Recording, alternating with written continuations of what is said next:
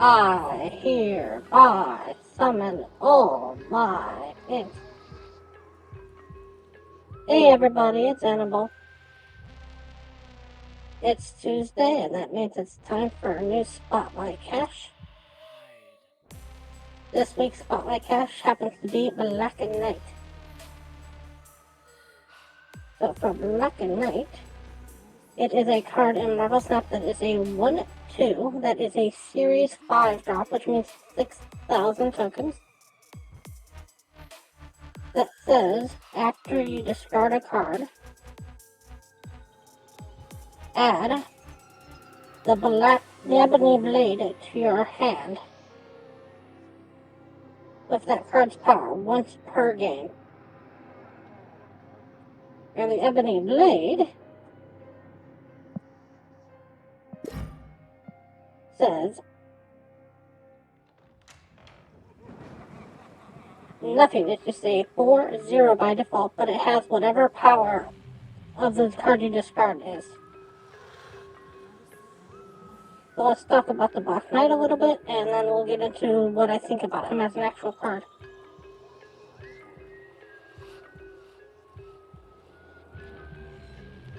So the Black Knight was a brilliant scientist when he took the oath to continue his lineage as a Black Knight upon his uncle's dying breath. Black Knight is a title passed down from person to person. Some have been good, some evil. It is continuing a legacy going back to the first Black Knight, Sir Percy, in the reign of King Arthur. Black Knight and the Ebony Blade are almost never separated. He can transport through space and time to get to the Blade's location. Black Knight's powers are, even without the Ebony Blade, he is still a highly intelligent, trained mercenary in unarmed combat, a superb swordsman, an expert horseman. Though specializing in physics, he is proficient in a wide array of advanced sciences and technologies, including genetic and mechanical engineering, and he has a strong strategic and tactical skills. The Ebony Blade is an indestructible, enchanted sword that cuts through any substance. It can also deflect, disturb, absorb, or penetrate energy fields and energy beams, including mystical energies. However, long-term use of the blade can have negative mental and physical effects. The powers of the Ebony Blade trap the spirits of people slain by it within an astral realm linked to the sword. The blade is said to render its wielder unkillable. The Black Knight wields the Ebony Blade, which loves to absorb the spirits of those it has discarded.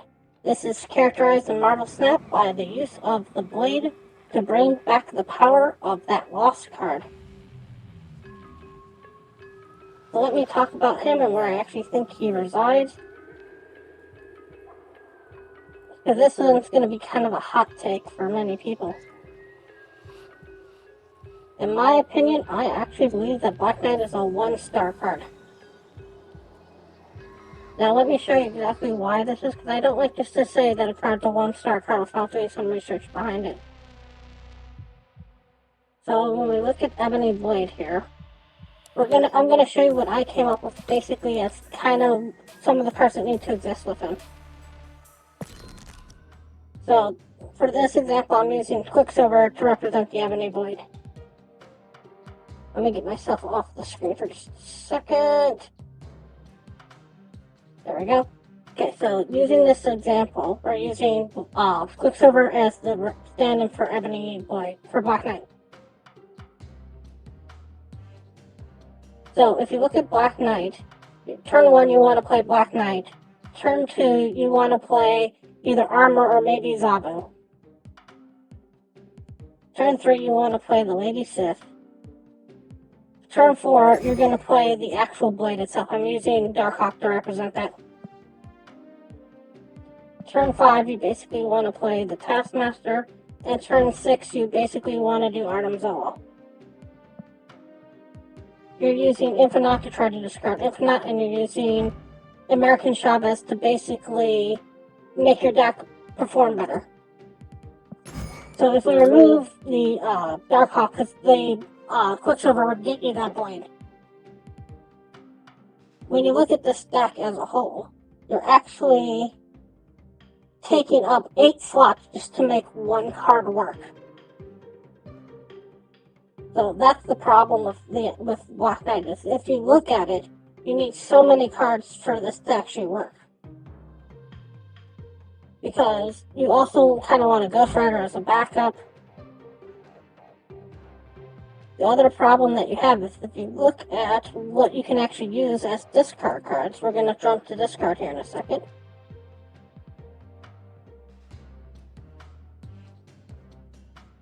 So we're going to look at the discard cards here, and I'm going to discuss that in just a second here. If you look at the cards that can actually discard any card in your deck, you've got 4 that are completely random. The 4 that are completely random are your Swordmaster, which does completely random, your Gambit, which does completely random, your Moon Knight, which does completely random,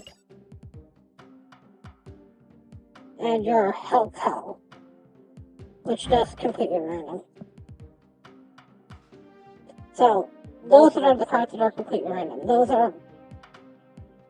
Then you've got 2 cards that aren't completely random, but don't help you out in any way. So, Cowling Wing and Silver Samurai are not random, but they're not what you're looking for. Now, once you get past all those discard synergies, there's 2 more left that kind of make sense. But even they aren't that good. You've got MODOK, which is semi-random, and you've got Blade, which is semi-random. Which means that when all is said and done, there are basically only 2 cards that work with this. Black Cat, which isn't random at all and discards herself. And Lady Sith, which discards your highest cost card, which is what you're looking for. Now, the problem with that resides is even when you discard your Infinite, let's say you discard your Infinite. Okay, there's only 2 ways that you can bring it back. You can either bring it back with the Hela, or you can bring it back with the Ghost Rider.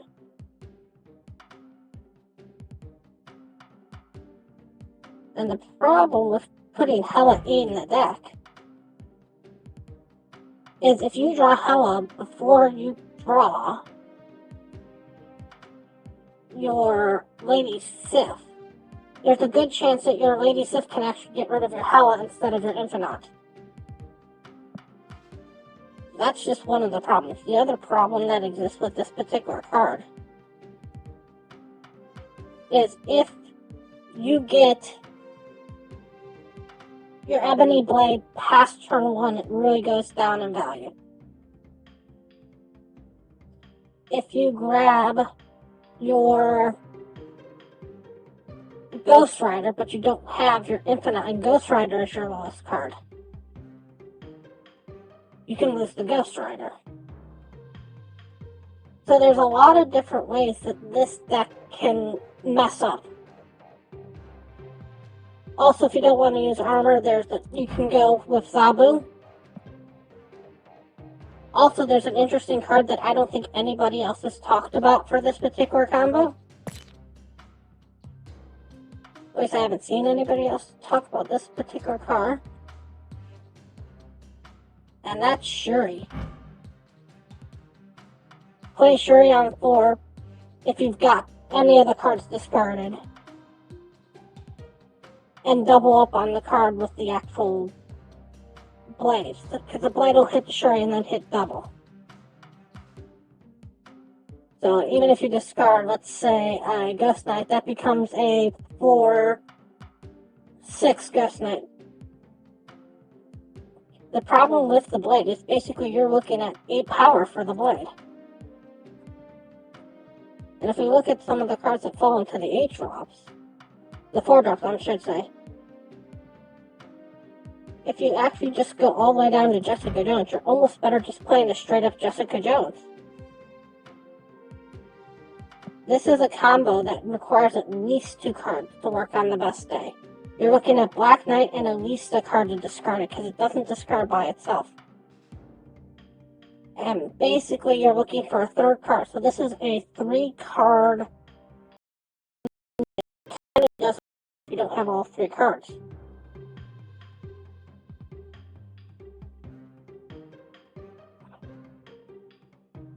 And there's things that can basically take down your blade or your big card anyways. A couple of the ones that take down the card by itself. If you look at one of the cards that work to take this down is Shang-Chi.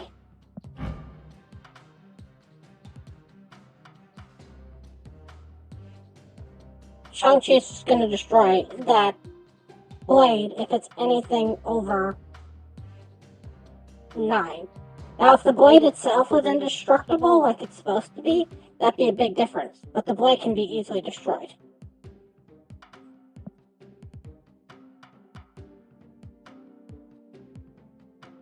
Another way to that, another thing that's very going to hurt this is Shadow King. Shadow King's going to make that blade go back down to 0. Also, going to make your Taskmaster go back down to 0.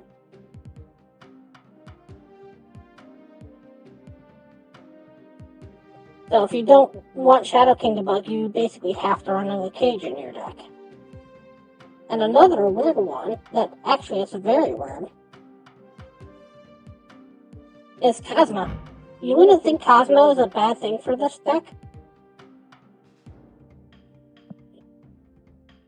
But if you look at a lot of the cards that are discard cards also are on reveal cards. So Cosmo can basically just stop you from making the Lady Sif work, from making the Ghost Rider work, from making the Hela work.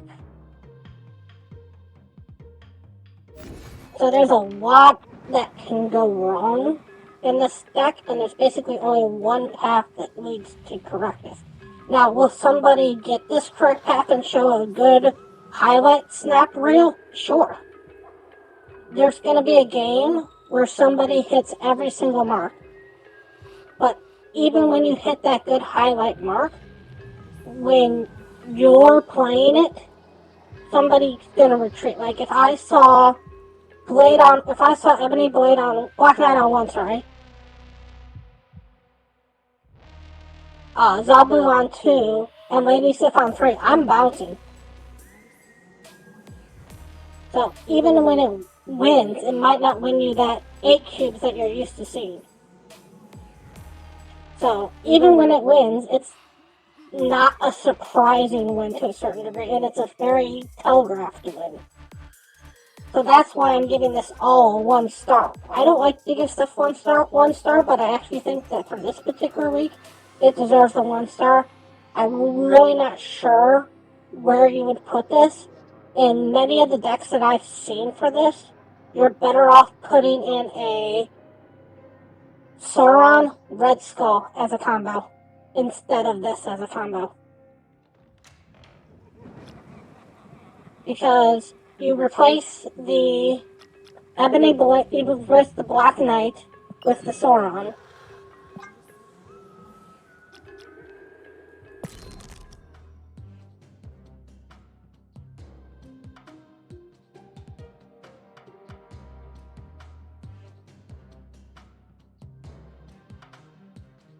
So ongoing.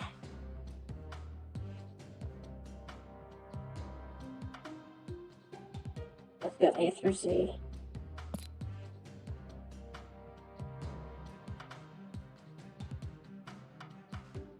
The Sauron, which will negate your ongoing. Most of your stuff is really. Oh, Quicksilver's not in this deck. He's representing where the Black Knight would be. Since I don't own Black Knight,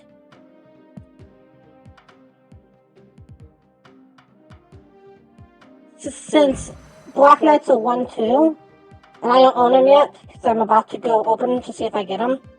I'm using him as the card to represent it. So this is basically your perfect hand. You basically play the Black Knight and then you play the armor. Black Knight armor, or maybe Zabu, Lady Sif. You'd actually play the Blade here, and then the Taskmaster, and then the Armzilla.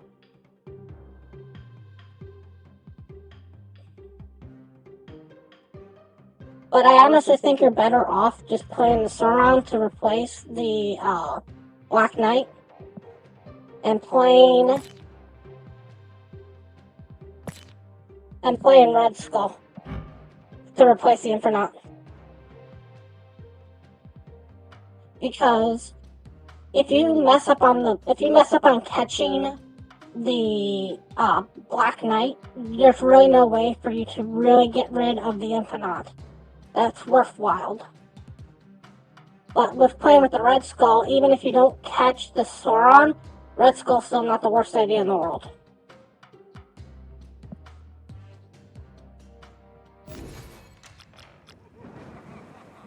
For the rest of this particular week, if we were to go over the other cards that are in this cache, we've got Stature.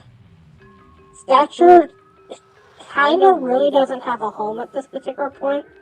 She's not worth going deep into this deck for.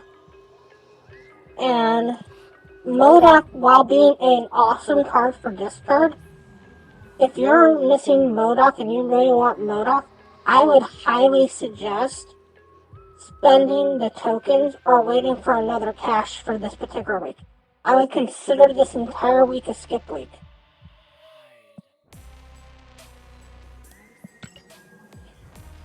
I, however, make this for content. Well, the thing is, MODOK is good. But since MODOK is a Series 4,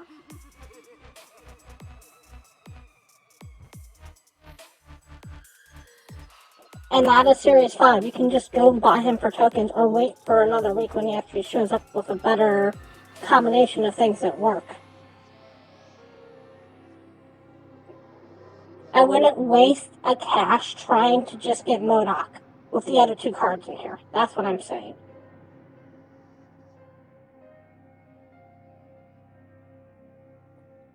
I, however, do this for content. Please do not do what I do. So we are going to go and see what's in the box. What's in the box? What's in the box? Let's all find what's in the box. I got Stature.